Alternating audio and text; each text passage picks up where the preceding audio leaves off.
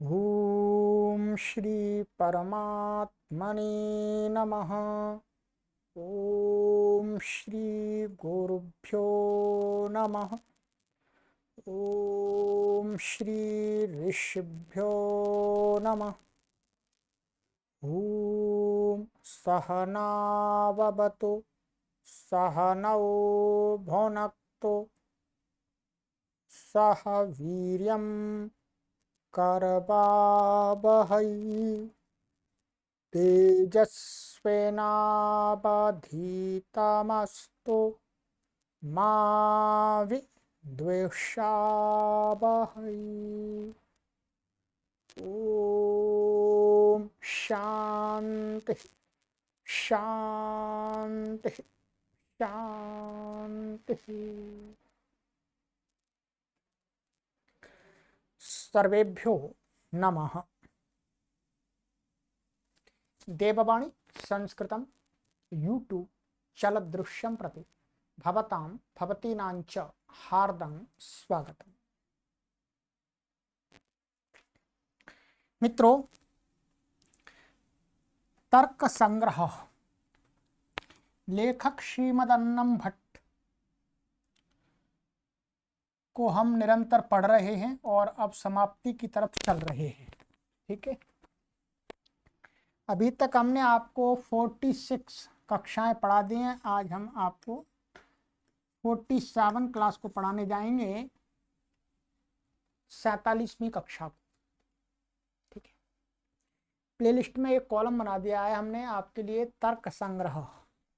तर्क संग्रह कॉलम पर क्लिक करेंगे तो पीछे पढ़ाई गई सभी कक्षाओं के जो वीडियोज हैं, कक्षाएं हैं, वो क्रम से आपको प्राप्त हो जाएंगे और आप इन कक्षाओं को कभी भी पढ़ सकते हैं।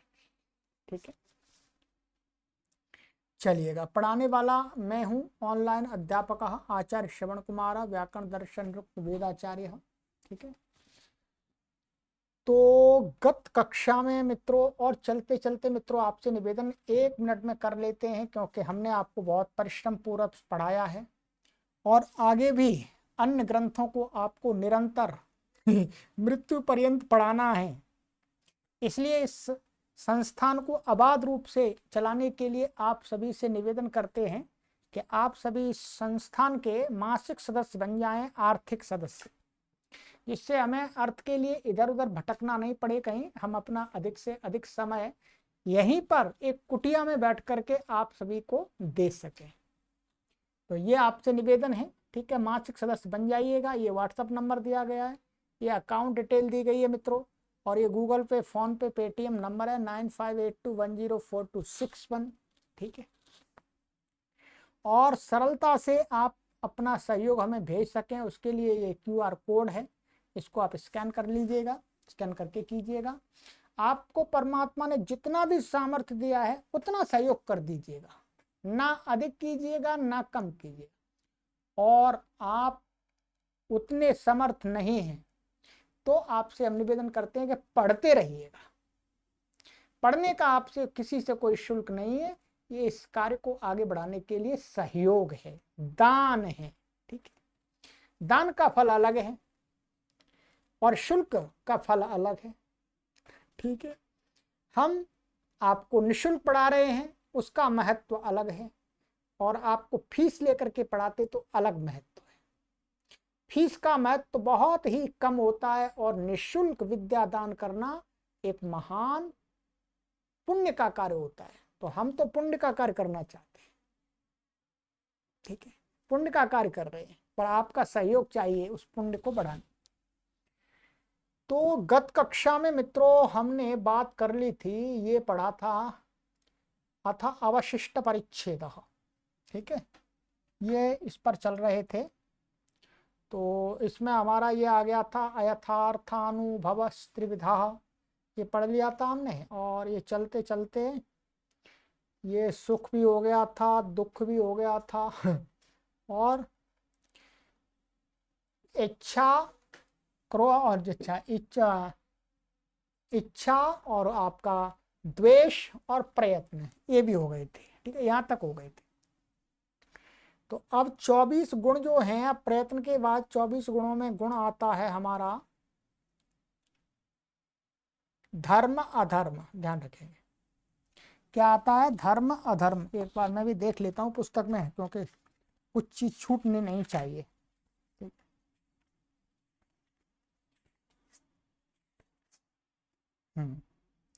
दुख इच्छा द्वेष प्रयत्न, धर्माधर्म। तो धर्म और अधर्म आ रहा है अब। ठीक है, तो कहते हैं धर्म और अधर्म क्या होता है, तो धर्माधर्म निरूपणम। कहते हैं विहित कर्म जन्यो धर्म और निषिद्ध कर्म जन्यस्त्व धर्म। ये नैयायिक हैं, ये कहते हैं कि विहित कर्म जन्य। विहित का अर्थात विधान किया गया, परंतु शंका होती है किससे विधान किया गया। तो यहाँ पर हमें विहित कर्म से पहले हमें एक पद जोड़ना पड़ेगा। ठीक है, उस पद का यहाँ पर अर्थ है, पर पद का प्रयोग नहीं है। क्या, वेद। वेद जोड़ना है दोनों जगह। अब हमारा ये क्या हो गया, वेद विहित कर्म जन्यो धर्म। सरल है। धर्म की परिभाषा जो नैयायिकों के यहाँ पर है उसकी बात कर रहे हैं। ठीक है, क्योंकि धर्म धर्म ये शब्द है, इसके कई सारे अर्थ हैं। अन्यत्र कहीं पर धृति क्षमा दमो अस्तेम शौचम इंद्रिय निग्रह धीर विद्या सत्यम अक्रोधो दशकम धर्म लक्षणम, ये मनुस्मृति में ऐसे दिया है, और भी अपना भिन्न भिन्न तरीके से दिए हुए। तो यहाँ पर ये जो दिखा रहे हैं, ये न्याय और वैशेषिक दर्शन के अंदर जो धर्म और अधर्म स्वीकार किया गया उसको बता रहे हैं। कहते हैं वेद विहित, माने वेद के द्वारा विहित। वस्तुतः वेद, वेद का इनका अर्थ एक तो ये हो गए ऋग्वेद साम यजुर्वेद सामवेद अथर्ववेद, परंतु इसके अलावा वेद जो ब्राह्मण आदि ग्रंथ हैं उनको भी वेद मानते हैं। अर्थात यज्ञ का विधान जिन जिन ग्रंथों में है, मान जहां पर जो कर्मकांड के ग्रंथ हैं, रियलिटी बता रहे हैं आपको, जो नहीं तो हम कहते हैं आपको केवल चारों वेद ही लिए हैं और कुछ नहीं, ऐसा नहीं है। जो वेद विहित का अर्थ है कि इन्होंने माना है कि वेद में, वेद अर्थात जो जो तैत्रीय ब्राह्मण आदि जो ग्रंथ हैं उनको वेद मान करके चल रहे हैं, ब्राह्मण ग्रंथों को भी। ठीक है, तो वेद के द्वारा विहित, वेद के द्वारा विहित कर्म का अर्थ है क्रिया।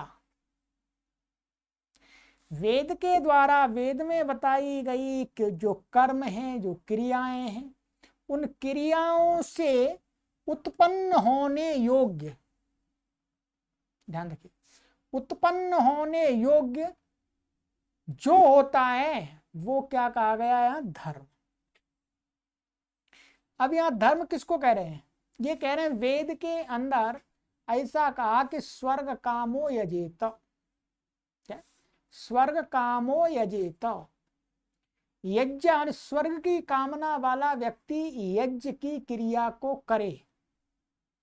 ये वेद विहित माने यज्ञ की क्रिया, माने यज्ञ की क्रिया को करना, ये क्या है, वेद विहित कर्म हो गया। अब उस वेद विहित कर्म माने क्रिया से उत्पन्न क्या होता है, जिसको हम फल बोलते हैं, पुण्य बोलते हैं। भाई यज्ञ करते हैं तो यज्ञ से क्या मिलता है, पुण्य मिलता है। पुण्य क्या होता है, उसी पुण्य को इन्होंने कहा धर्म। ये ध्यान रखेंगे। वेद विहित कर्म जन्य, वेद के द्वारा बताई गई जो क्रिया माने कर्म है, उनसे, उन कर्मों के द्वारा उत्पन्न हुआ जो होता है वो क्या होता है, पुण्य होता है। सामान्य भाषा में उसको पुण्य कहते हैं। जब भी कोई हम अच्छा कार्य करते हैं तो पुण्य मिल जाता, पुण्य मिलता है उसका। तो उसी पुण्य को यहां पर क्या कहा गया है, धर्म। इसको अन्यत्र अदृष्ट भी कहा है, जो दिखता नहीं है, आदमी को मिलता रहता है, पर दिखता नहीं है। कोई कहे भाई लाओ दिखाओ अपना धर्म, दिखाई नहीं दे सकता। बस वेद के द्वारा विहित जो कर्म है, उन कर्मों से उत्पन्न होने योग्य जो पुण्य है, वही पुण्य यहाँ पर धर्म का है। ऐसे वेद निषिद्ध कर्मजन्य तो अधर्म। वेद में जिन क्रियाओं को निषेध कर दिया, जिन कर्मों को भाई ये काम नहीं करने चाहिए, और उन कामों को कोई करता है तो उससे उत्पन्न जो होता है, जैसे वहां धर्म जो वेद विहित क्रियाओं से उत्पन्न क्या हो रहा था वो उसको धर्म का, और वेद निषिद्ध वेद विहित जो वेद निषिद्ध जो कर्म है उनसे उनके करने पर जो उत्पन्न होता है उसको अधर्म कहा है। इसको भी अदृष्ट कहते हैं। अदृष्ट का अर्थ होता है धर्म और अधर्म।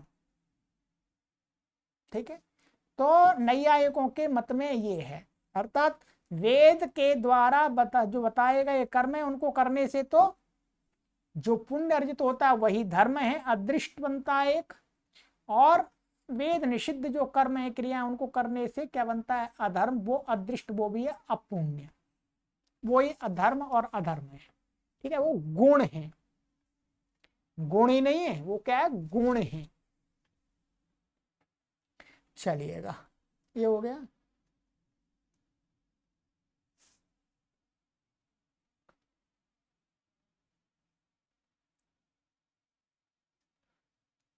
अब कहते हैं ये हो गया था हमारा धर्म। अब संस्कार और बचा हुआ है। ठीक है,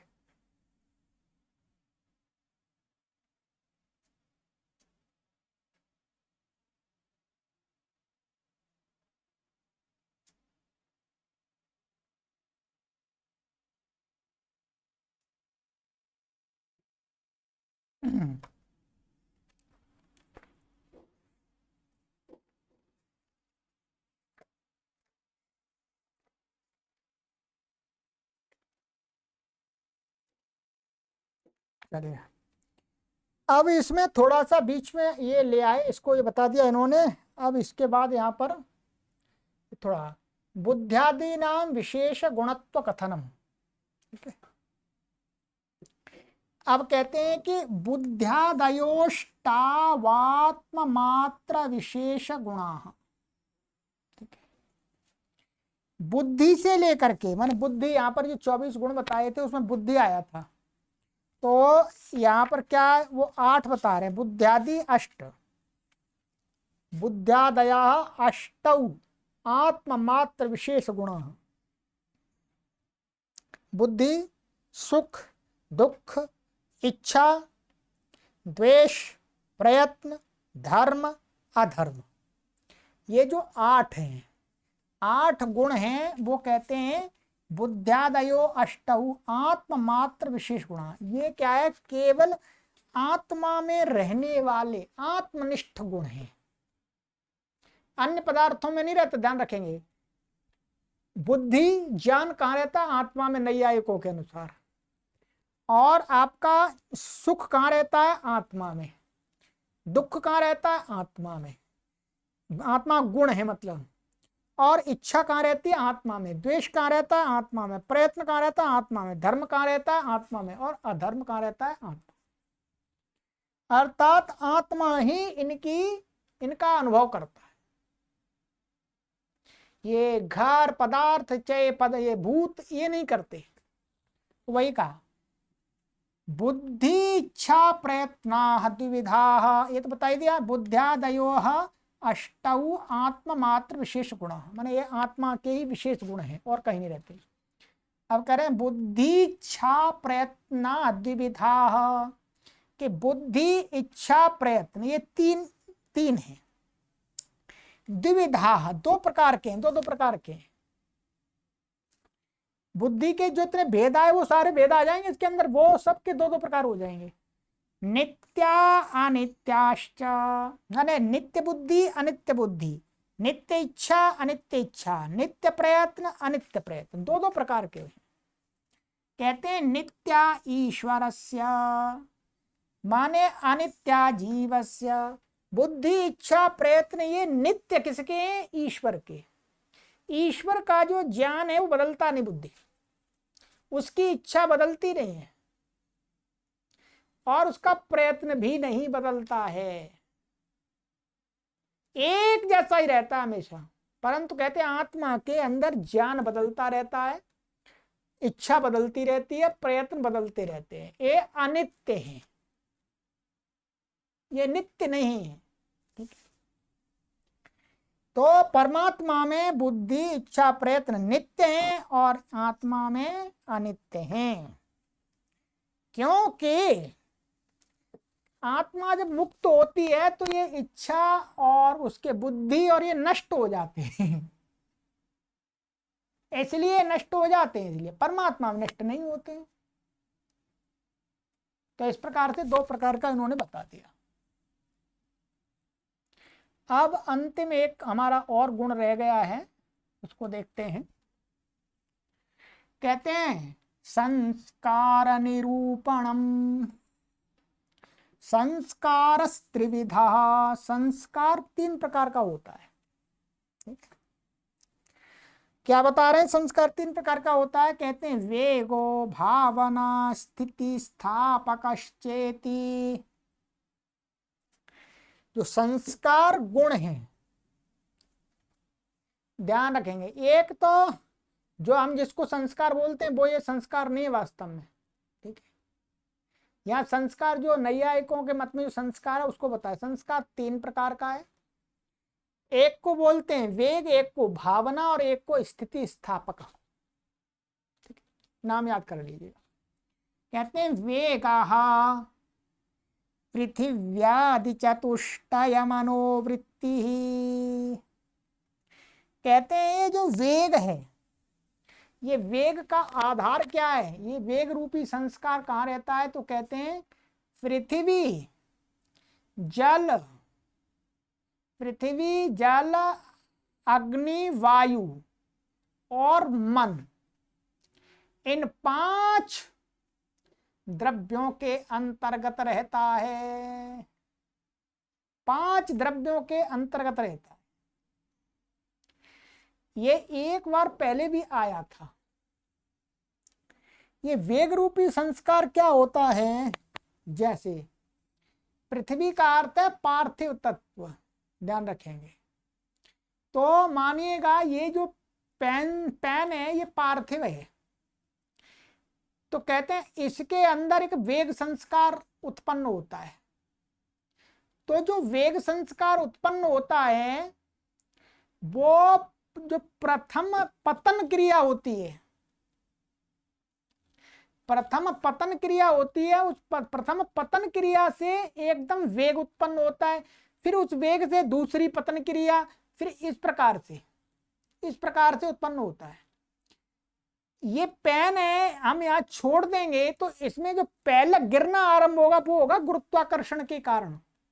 क्या? गुरुत्वाकर्षण के कारण से प्रथम इसका पतन आरंभ होगा।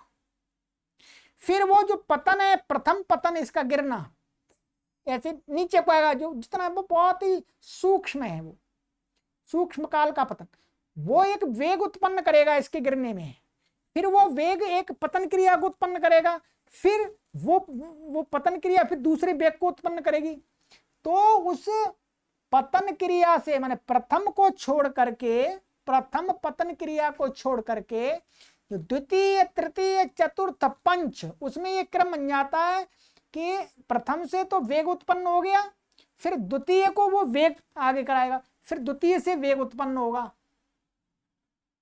ठीक है, तो वेग क्या आगे धकेलता जाता है, उसको नीचे लाके रख देता है, उस पतन क्रिया को भी समाप्त नष्ट कर देता है और स्वयं भी नष्ट हो जाता है जैसे ही वो जमीन पर टिक जाता है। तो वो वेग रूपी संस्कार को बताया गया है, वो इन पदार्थों में रहता है। इसी प्रकार से जल होता है, जल ऊपर से हम जो डालेंगे कहीं ऊंचे स्थान से तो नीचे बह के आएगा, तो उसमें क्या होता है? वेग संस्कार होता है। सबसे पहले तो गुरुत्वाकर्षण के कारण जड़ आगे बढ़ता है, फिर उसमें क्या हो जाता है? वेग उत्पन्न हो जाता है। वेग फिर और आगे की क्रिया को उत्पन्न करता है, फिर आगे की क्रिया फिर वेग को उत्पन्न करती है। ये प्रक्रिया चलती है। वृक्ष पर फल लगाएं, वृक्ष पर फल लगाएं तो फल प्रथम जो वहां से जैसे टूटेगा तो नीचे उसका जो प्रथम क्षण से भी और कम काल की जो पतन क्रिया होगी वो गुरुत्वाकर्षण के कारण होगी। फिर उसके बाद उसमें क्या हो जाएगा, उत्पन्न वेग, वेग वेग फिर एक पतन दूसरी क्रिया को तो करेगा, फिर दूसरी क्रिया पतन नीचे को धकेलेगी, फिर वेग चालू हो जाएगा। तो वेग पतन वेग पतन वेग पतन करके उसको जमीन पर ला करके रख देते हैं और जमीन पर जैसे ही टिक जाता है वैसे वेग भी समाप्त हो जाता है, वेग संस्कार और पतन क्रिया भी समाप्त हो जाती है। ये उस वेग संस्कार की बात कर रहे हैं। तो इस प्रकार का तो ये है। ये क्या है, मन में भी रहता है, क्योंकि मन द्रव्य माना गया, ठीक है, और वैसे तो मन अणु माना गया है, ठीक है, और ये मन वस्तुतः सृष्ट है, बना हुआ है, ठीक है। तो ये मन के अंदर बता रहे हैं, बस इतना कह दिया इन्होंने कि मन के अंदर कि पृथिव्यादि चतुष्टय और मनोवृत्ति, माने 4 पदार्थ जो द्रव्य भूत बता दिए और मन बता दिया, उसमें रहता है। ये लिखा हुआ वेग पृथ्वी जल तेज अग्नि में भी, वायु में, इन सब में मन में रहता है। अब बता रहे हैं भावना। भावना क्या होती है, भावना को भी समझ लीजिएगा। नए नए शब्द हैं, इनको आपको 2, 3, 4 बार पढ़ना पड़ेगा तब ये पूरी तरह अच्छी समझ में आते हैं, एक बार में आते नहीं हैं। कोई भी नया शब्द, हम नई भाषा नया विषय को पढ़ते हैं तो कुछ समझ में आ जाता है 50% 40%, फिर बाद में दोबारा पढ़ते हैं तो और थोड़ा आता और थोड़ा, तो ये क्रम है। अब कहते हैं आगे, अनुभवजन्या स्मृति हेतुर्भावना। जो भावना होती है ये वाली भावना नहीं, हमारी भावना, हमारी श्रद्धा भावना, निष्ठा भावना, वो नहीं। अनुभवजन्या भावना बता रहे, ये क्या होती है, अनुभव से उत्पन्न होती है। क्या, ये अनुभव से उत्पन्न होती है। और स्मृति माने कोई चीज हमको स्मृति आती है तो उसमें ये हेतु होती है।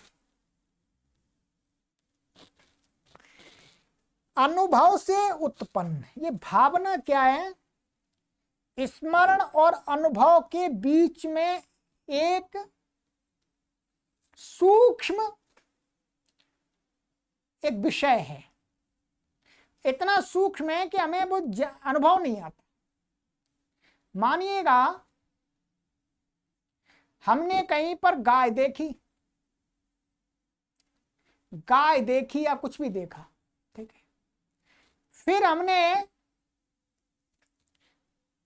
अनुभव कर लिया, प्रत्यक्ष देख लिया, फिर ठीक है, फिर उसका अनुभव हमने किया। अब क्या है, हमारे सामने गाय नहीं है।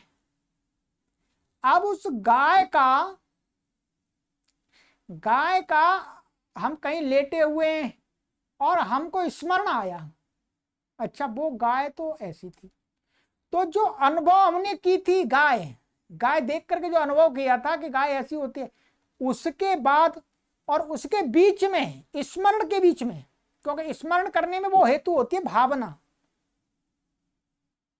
जो हमारा अनुभव बना देख करके, प्रत्यक्ष देख करके जो अनुभव बना,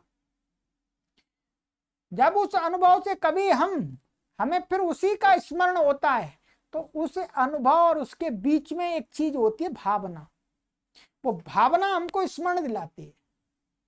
उस भावना के कारण से हमें चीजों का स्मरण होता है, ध्यान रखेंगे। परंतु उसको एकदम शब्दों में तो मैं भी नहीं बता सकता, कोई भी नहीं बता सकता। वो जब हम गहराई से एक ध्यानावस्था होकर के उस पर एकदम कंसंट्रेट होंगे कि अनुभव किया है हमने, जो उसका जो स्मरण हो रहा है उसके बीच में क्या घटित हो रहा है, जो घटित हो रहा है, जो हमें अनुभव में आई हुई जो जानकारी है वो स्मरण तक ला रही है, तो जो लाने वाला है वही क्या है, भावना। वो अनुभव से उत्पन्न होती है और स्मृति का हेतु होती है, ठीक है। वही का अनुभवजन्या स्मृति हेतु भावना। कहते हैं आत्मवृत्त मात्र वृत्ति है, केवल और केवल वो कहां रहती है, नैयायिकों के मत में आत्मा के अंदर। आत्म मात्र वृत्ति, वो आत्मा में रहती है, वो पृथ्वी आदि पदार्थों में नहीं रहती।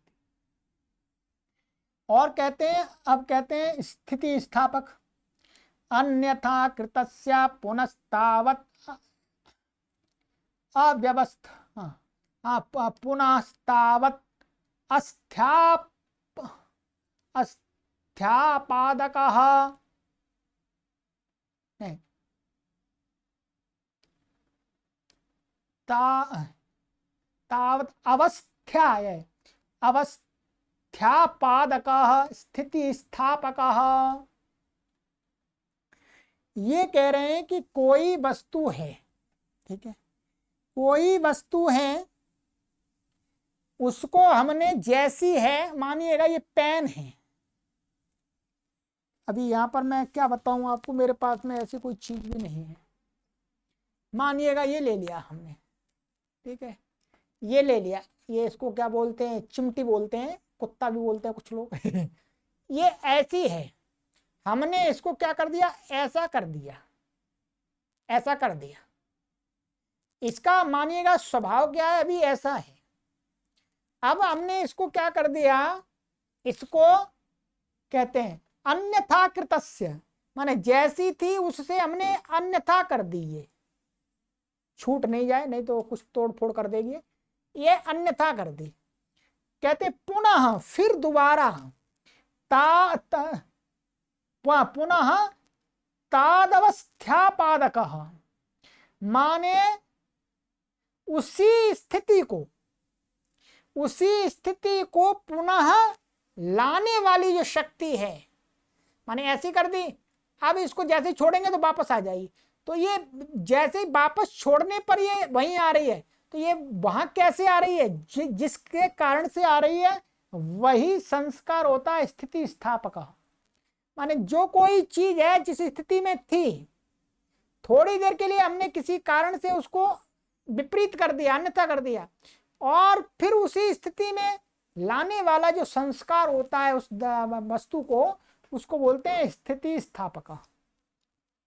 जैसे नैयायिक लोग एक उदाहरण देते हैं, जैसे बांस होता है, बांस को फाड़ देते हैं, ठीक है, बांस को फाड़ते भी आप बांस साबुत रखते हैं, बांस सीधा होता है, ठीक है, सीधा होता है, और उसमें एक रस्सी बांध देते हैं, एक इस छोर पर बांध देते हैं और एक नीचे के छोर पर बांध देते हैं। मानिएगा इतना बड़ा हमने बांस का टुकड़ा लिया सीधा, ठीक है, इतना बड़ा, और उसमें दोनों छोरों पर रस्सी बांध दी। फिर क्या करता है कोई व्यक्ति, अभी ये स्थिति इसकी स्वाभाविक स्थिति है बांस की सीधी, हमने क्या, किसी ने किया, उस पर एक तीर लिया, तीर उस पर डोरी पर रख करके उसको ऐसा एंचा, हमने क्या एंचा ऐसी, तो वो जो उस बांस की जो डंडी है, लकड़ी बांस है, वो मुड़ जाता है, ऐसी ऐसा हो जाता है वक्राकार का, ठीक है, वक्राकार, और जैसे ही वो हमने तीर छोड़ देते हैं तो रस्सी एकदम वापस चली जाती है, तो वो बाद में सीधा हो जाता है।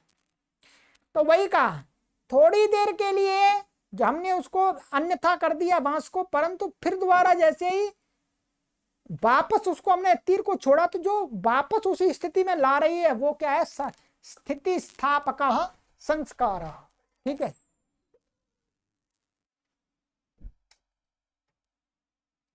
स्थिति स्थापक संस्कार होता है,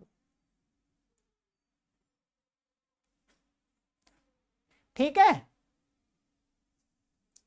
जैसे बताया कटादि पा पृथ्वी वृत्ति, ये कहते कट आदि, जो चटाई आदि है, आपने कभी प्लास्टिक की चटाई देखी होगी, फॉर्म वाली चटाई क्या होती है, ऐसा वक्राकार होती है, रोल में होती है, हम उसको खोल देते हैं और जैसे ही छोड़ते हैं तो एकदम फिर वो वक्राकार बन जाती है ठीक है।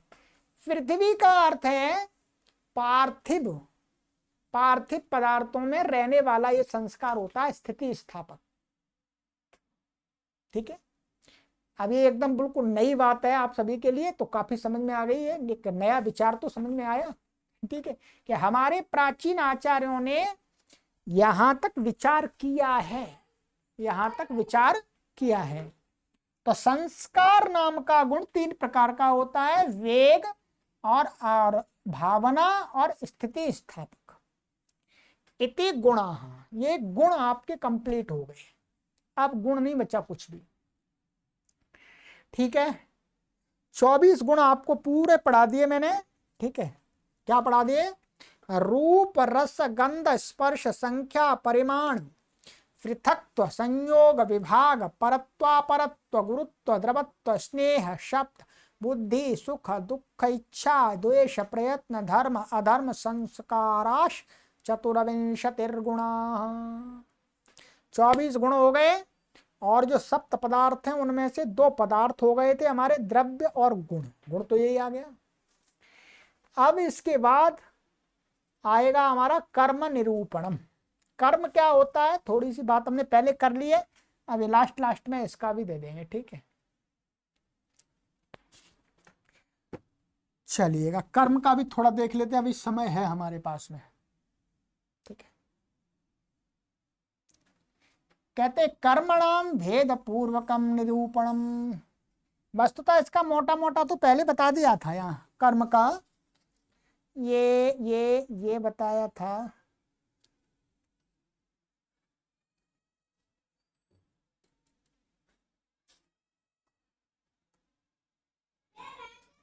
वहां पर ये आया था, ये असमवायी कारण में थोड़ा सा हमने विचार किया था इसका, कर्म का। क्या असमवायी कारण पर पीछे ध्यान हो तो। परंतु आप बता रहे हैं कि कहते हैं कर्म क्या होता है, चलनात्मकम कर्म, माने चलनात्मक जो कर्म होता है वो क्या होता है, चलनात्मक माने गत्यात्मक होता है। कर्म यहां पर वास्तव में क्या है, क्रिया को कह रहे हैं। ठीक है, कहते हैं ऊर्ध्व देश संयोग हेतुरुत्क्षेपणम। ये कितने प्रकार का प्रकार पहले ही बता दिए थे, ये 5 भेद का होता था। ठीक है, ये बताया था, पहले बताया था, उत्क्षेपण, अपक्षेपण, आकुंचन, प्रसारण और गमन। ठीक है,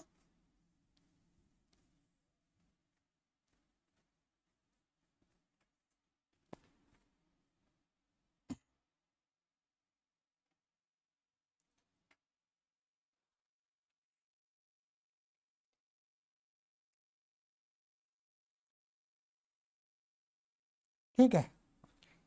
अब ये बता रहे हैं सबसे पहले उत्क्षेपण रूपी क्रिया क्या होती है।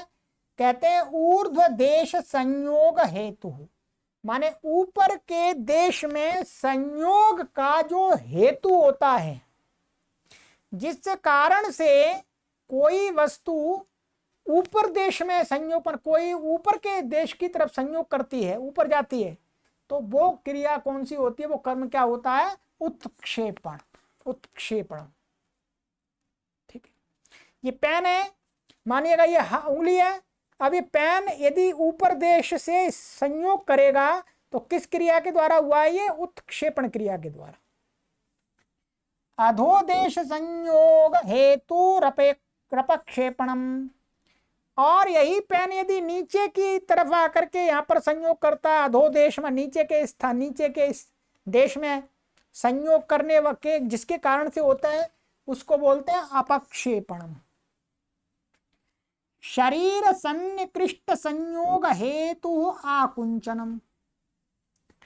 कहते हैं कि जो शरीर होता है, शरीर का सन्निकृष्ट संयोग हेतु हो, माने शरीर को माने सन्निकट में, समीप में, शरीर के अंगों को अपने परस्पर समीप में लाना, माने सुगुड़ना कह सकते हैं। यहाँ शरीर ले लिया है, पर शरीर का अर्थ यहाँ पर सामान्य माने सुकुड़ना, उसको बोलते हैं आकुंचनम। सुकुड़ना क्रिया को आकुंचनम। और कहते हैं विप्रकृष्ट संयोग हेतु तो प्रसारणम। दूर तक फैलना, दूर तक फैल करके जो संयोग कराने का हेतु होती है क्रिया, उसको बोलते हैं प्रसारण क्रिया। और अन्यत सर्वम गमनम। कितना हो गया, उत्क्षेपण, अपक्षेपण, आकुंचन और प्रसारण, चारों गमन। इनके अलावा जो भी क्रिया है चलनात्मक, चलनात्मक सभी ये भी हैं, परंतु इन 4 प्रकार को छोड़ करके बाकी शेष बच गया, उसको बोलते हैं गमनम। गा माना कर्म, ठीक है, गति। तो ये हो गया हमारा कर्म के विषय में, और इसके विषय में और कुछ अधिक ज्यादा है नहीं, ठीक है। तो ये कर्म का निरूपण हो गया। चलिएगा, अब अगली कक्षा में हम पूरा समापन करेंगे, आज की कक्षा में नहीं करेंगे, ठीक है। अगली कक्षा में पूरा आपका ये तर्क संग्रह हम समाप्त कर देंगे। पढ़ाई दिया हमने, संकल्प लिया था, पढ़ाई दिया। फिर कोई दूसरा ग्रंथ उठाएंगे जो हमारे परीक्षार्थी जो विद्यार्थी हैं उनके भी लिए उपयोगी हो, ठीक है। हम दो प्रकार से कार्य कर रहे हैं। एक तो शास्त्रीय पद्धति से, माने जो हमारे शास्त्र, प्राचीन शास्त्र हैं उनका उद्धार करने की दृष्टि से, चाहे उनको पढ़ने वाले कम हैं पर हैं जरूर, पढ़ाने वाले वास्तव में ना के बराबर हैं, तो उस दिशा में काम करें। दूसरा हमारा ये भी है कि संस्कृत को पढ़ने वाले हमारे पाठक विद्यार्थी आदि हैं, एमए करते हैं, शास्त्री करते हैं, आचार्य करते हैं, पीएचडी करते हैं या रिसर्च करते हैं, जो भी, तो उसमें उनके लिए जो सहयोगी सामग्री है उसको भी पढ़ाएं, ठीक है। हमारे ज्ञान का वो भी लाभ ले लें, ठीक है। चलते हैं, तो आगे कक्षा मिलते हैं, और अपना सहयोग संस्था को अवश्य देते रहिएगा, ये बहुत बड़ा पुण्य का काम है, ध्यान रखिएगा। भिक्षाम देहि, ठीक है। हमारी वैदिक परंपरा में गुरुजनों के लिए और पढ़ने वाले पाठकों के लिए, दोनों के लिए भिक्षा का विधान है, ठीक है। इसलिए भिक्षा मांगना अच्छी बात मानी गई है हमारी संस्कृति में।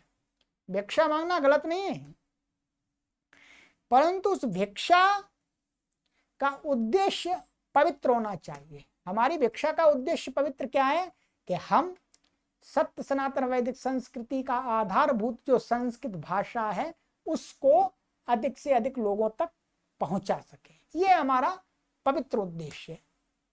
इसलिए हमें आपसे भिक्षा मांगने में भी कोई लज्जा नहीं, प्रसन्नता है। हम भिक्षा मांगते हैं, आप देते हैं तो हमको बहुत प्रसन्नता होती है। हम आपके लिए परमात्मा से बहुत बहुत शुभकामनाएं मांगते हैं। चलिएगा, परमपिता परमेश्वर से आप सभी के उत्तम स्वास्थ्य, मंगलमय जीवन, शांतिमय सुखमय जीवन के लिए प्रार्थना करते हैं। प्रभु आप सभी को उत्तम स्वास्थ्य, सुखमय, शांतिमय, मंगलमय जीवन प्रदान करें। ओम शांति शांति शांति।